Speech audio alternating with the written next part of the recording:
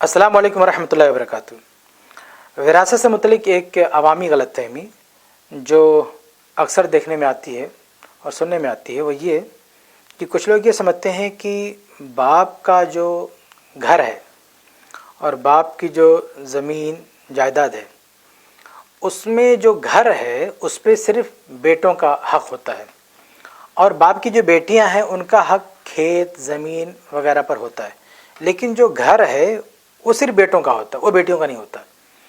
तो ये एक ऐसी गलतफहमी है जो पता नहीं कहाँ से लोगों में आम हो गई है। पहले एक दो लोगों ने जब मेरे सामने जिक्र किया इस तरह की बात तो मैं समझा ऐसी ही कोई गलतफहमी पैदा हो गई होगी इनको, लेकिन हैरानी की बात यह है कि अलग अलग जगहों से और बहुत ज़्यादा लोगों के ज़रिए से बात आ रही है।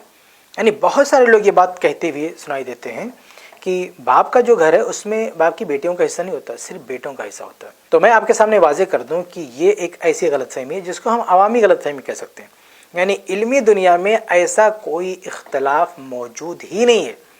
अहद रिसालत से लेकर आज के ज़माने तक किसी भी आलिम ने ऐसी कोई बात नहीं की, यानी कोई इख्तलाफ भी नहीं है। ये पता नहीं लोगों ने कैसे ये बात आम कर दी और लोग ये कहने लगे कि बाप के घर में सिर्फ बेटों का हक़ होता है, बेटियों का हक़ नहीं होता। तो ये बात अच्छी तरह से जहन में रख लें कि बाप का घर हो, दुकान हो, ज़मीन जायदाद हो, जो कुछ हो, हर चीज़ पर जिस तरह से उसके बेटों का हक़ है, हिस्सा है, ऐसे उसकी बेटियों का भी हिस्सा है। चाहे ज़मीन हो, चाहे दुकान हो, चाहे घर हो। और अगर बाप की बेटियां ये इसरार करें कि हमको घर ही चाहिए तो उनको घर ही देना पड़ेगा। ऐसा नहीं, बेटों को ये इख्तियार नहीं है कि वो कहें कि नहीं हम अपने आपा लोगों को पैसा दे देते हैं, घर हम ले लेते, नहीं।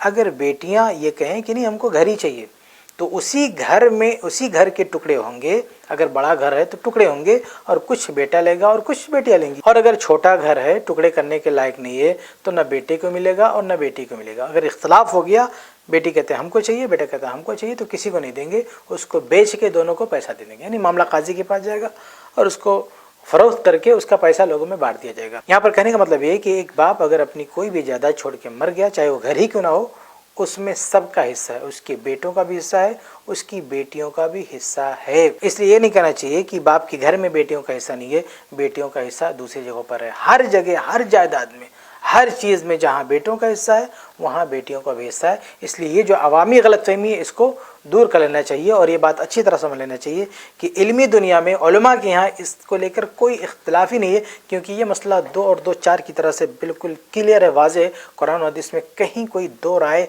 है ही नहीं, ना इख्तिलाफ की कोई गुंजाइश है। इस सिलसिले में जो आयात हैं, जो अहादीस हैं, बहुत क्लियर हैं, बहुत ही वाज़ेह हैं। इसलिए जो लोग इस तरह की गलतफहमी के शिकार हैं वो अपनी गलतफहमी दूर कर लें और कुरान और हदीस का जो वाज़ेह हुक्म है उस पर अमल करने की कोशिश करें।